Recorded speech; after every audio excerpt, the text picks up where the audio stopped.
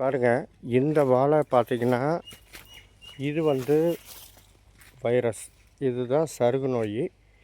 இந்த நோய் வந்து பரவலாக பார்த்திங்கன்னா இந்த வாழையில் குருத்து நல்லா வருது. பட் வந்து இலையில் வந்து பாருங்கள் எந்த அளவுக்கு போயிட்டுருக்குதுன்னு.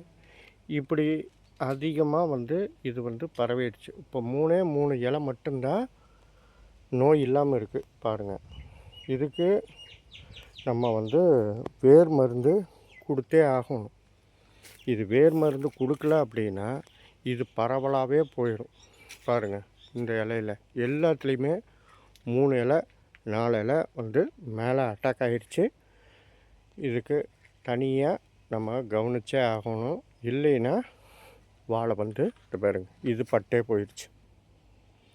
ஸோ இதுக்கு நம்ம வந்து இப்போ ட்ரீட்மெண்ட் கொடுத்தாகணும். நன்றி, வணக்கம்.